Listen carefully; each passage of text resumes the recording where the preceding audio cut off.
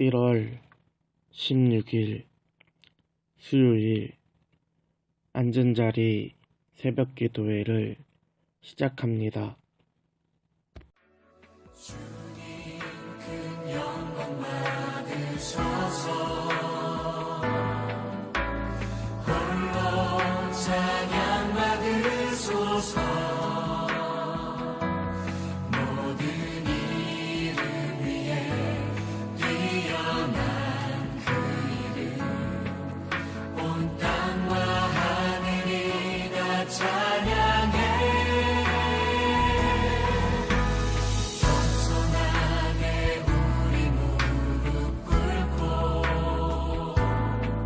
주 이름 앞에 영광 돌리세. 모두 절하세. 독생자 예수 주님께 찬양 드리리. 오늘 우리에게 주신 하나님의 말씀은 마태복음 2장 1절에서 12절까지입니다. 헤롯 왕 때에 예수께서 유대 베들레헴에서 나심에 동방으로부터 박사들이 예루살렘에 이르러 말하되, 유대인의 왕으로 나시니까 어디 계시냐?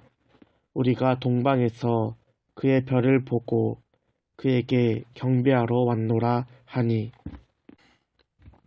헤롯 왕과 온 예루살렘이 듣고 소동한지라. 왕이 모든 대제사장과 백성의 서기관들을 모아 그리스도가 어디서 나겠느냐 물으니, 이르되 유다 베들레헴이오니 이는 선지자로 이렇게 기록된 바, 또 유대 땅 베들레헴아 너는 유다의 고을 중에서 가장 작지 아니하는도다.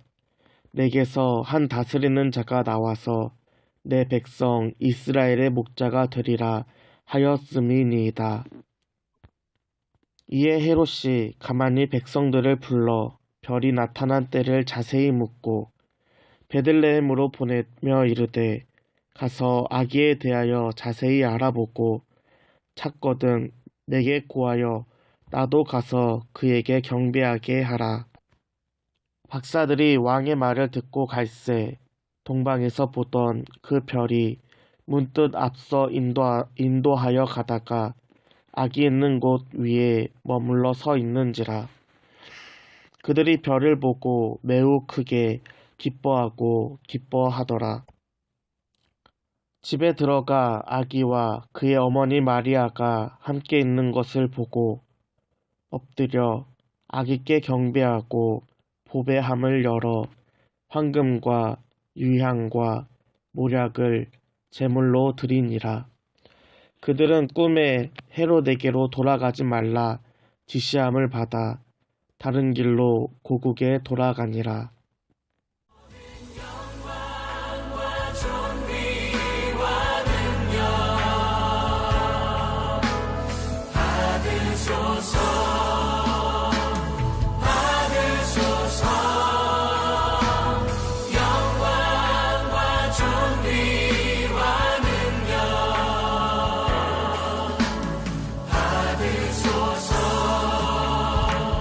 받으소서. 그리스도 살아계신 하나님.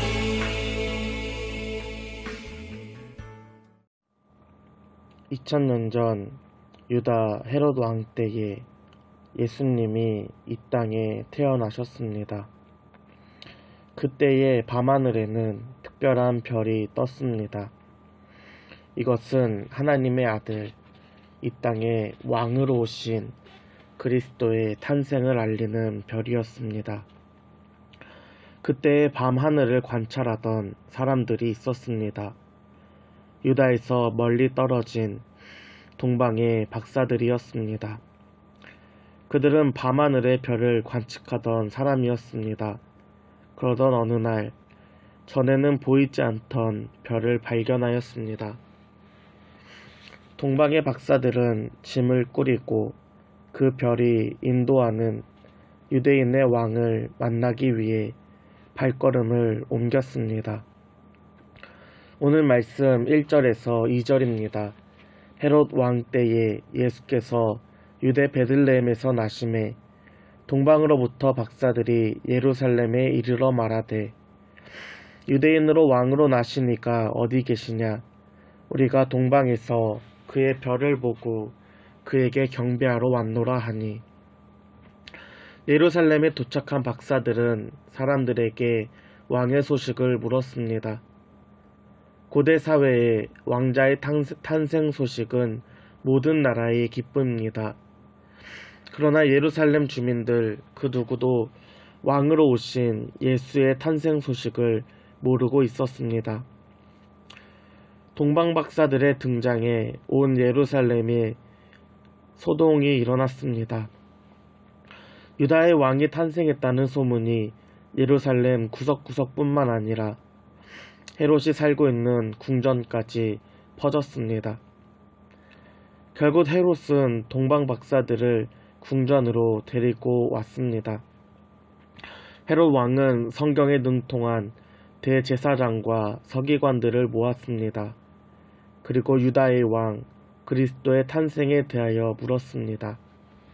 그때에 대제사장들과 서기관들이 미가서 5장 2절을 기초한 예언을 찾았습니다. 오늘 말씀 6절입니다. 또 유대 땅 베들레헴아 너는 유대 고을 중에서 가장 작지 아니하도다. 내게서 한 다스리는 자가 나와서 내 백성 이스라엘의 목자가 되리라 하였음이니이다. 오래전 하나님께서 미가 선지자를 통하여 예수 그리스도에 대한 예언을 하셨습니다. 이것은 유다의 가장 작은 마을 또한 주목받지 못하는 베들레헴에서 유다를 다스리는 자가 나온다라는 것입니다. 그는 이스라엘의 목자가 될 것이라고 오늘 말씀은 이야기합니다. 서기관들과 대제사장의 도움으로 동방 박사들은 베들레헴으로 향합니다.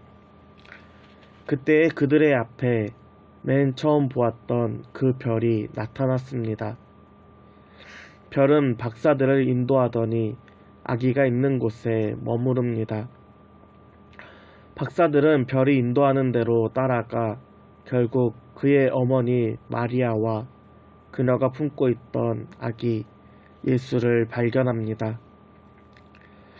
오늘 말씀에서 사람들은 왕으로 오신 아기 예수의 탄생 소식을 듣습니다. 그러나 사람들의 반응은 각기 달랐습니다. 먼저 당시 유다의 왕이었던 헤롯은 소동하였습니다. 소동하다는 뜻은 두려움과 공포를 의미하는 것입니다. 즉 헤롯은 그리스도의 탄생 소식에 자신의 자리가 위협받을까 두려워하였습니다. 결국 그는 아기 예수를 제거하기 위하여 박사들에게 아기를 만나고 돌아올 때에 자신에게 보고하라고 말합니다. 두 번째로 말씀에 능통했던 대제사장과 서기관들은 아기 예수의 소식에 무관심하였습니다. 그들은 유다 민족의 권력과 명예의 중심에 섰던 자들입니다. 그들이 찾아내었던 미가 선지자의 예언을 보면 내게서 한 다스리는 자가 나와서 내 백성 이스라엘의 목자가 되리라 라고 기록되어 있습니다. 대제사장과 서기관들은 목자라는 단어에 집중하였습니다. 목자는 양에게 없어서는 안 될 존재이지만 당시 사회적으로 보면 천한 직업이었습니다. 하루 종일 양들과 함께 해야 하기 때문에 집에도 못 들어갔고 밤에도 들에서 양들과 함께 자야 했습니다. 몸에는 양 냄새가 진동하는 목자에게 대제사장과 서기관들은 관심을 갖지 않았습니다. 그들은 왕의 몸에서 태어난 고귀하고 위대한 메시아를 꿈꾸고 있었습니다. 그렇기 때문에 성경을 가장 잘 알고 가르치던 이들은 성경이 집중하고 있던 예수 그리스도를 외면하였습니다. 그러나 동방박사들은 헤롯 대제사장, 서기관들과는 달랐습니다. 베들레헴에서 멀리 떨어진 동방에서 오직 별 하나만 보고 따라왔습니다. 그들 안에는 이 땅에 오신 왕에 대한 기대감으로 벅차올랐습니다. 별이 머무는 집에 들어가자 드디어 어머니 품속에 있던 아기를 만났습니다. 이 땅의 가장 작은 모습으로, 가장 초라한 모습으로 태어난 아기를 볼 때 그들의 마음은 기뻤습니다. 오늘 말씀 10절에서 11절입니다. 그들이 별을 보고 매우 크게 기뻐하더라. 집에 들어가 아기와 그의 어머니 마리아가 함께 있는 것을 보고 엎드려 아기께 경배하고 보배함을 열어 황금과 유향과 모략을 예물로 드리니라. 아멘. 매우 크게 기뻐하더라. 박사들을 성경은 이렇게 표현하였습니다. 헤롯 왕이 두려워하고 대제사장과 서기관들이 무관심했던 아기에게 박사들은 경배하고 귀한 보배합을 열어 예물을 드렸습니다. 황금, 유향, 모략, 이는 아기 예수가 이 땅의 왕이시고 하나님의 아들이시며 우리를 위하여 죽으실 것을 보여주는 것입니다. 박사들은 자신과 아무런 상관이 없는 유다, 그 중에서 가장 작은 마을 베들레헴에서 탄생하신 예수님으로 인하여 기뻐하였습니다. 그러나 예수님은 유다뿐만 아니라 모든 사람들을 구원하기 위하여 이 땅에 오신 왕이십니다.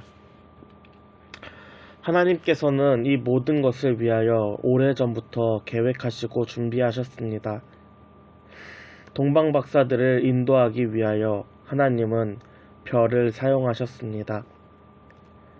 별은 우리가 살고 있는 지구에서 멀리 떨어진 행성입니다.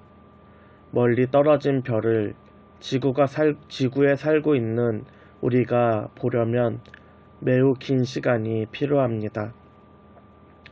더욱이 별이 박사들을 인도하고 아기 예수가 머무른 곳에 서 있다라는 것은 결코 우연이라고는 할 수 없습니다. 하나님께서 오래전부터 계획하시고 진행하신 것입니다. 이처럼 하나님은 영원하시고 정확하신 분입니다. 하나님의 계획 속에서 예수님은 이 땅에 오셨습니다. 그리고 우리의 죄를 위하여 죽으시고 부활하셨습니다. 예수님에 대한 소식이 예루살렘을 소동시켰듯이 예수 그리스도의 복음이 이 땅에서 선포되고 있습니다. 복음을 듣고 나는 헤롯처럼 두려워하고 있는지 대제사장과 서기관들처럼 무관심하진 않는지 우리의 반응을 돌아보길 소원합니다. 오늘 하루 동방박사들처럼 예수님으로 인하여 기뻐하고 또 매우 기뻐하는 하루 되길 소원합니다. 함께 기도하겠습니다. 주님 큰 영광 받으소서. 홀로 찬양 받으소서. 모든 이름 위에 뛰어난 그 이름 온 땅과 하늘이 다 찬양해.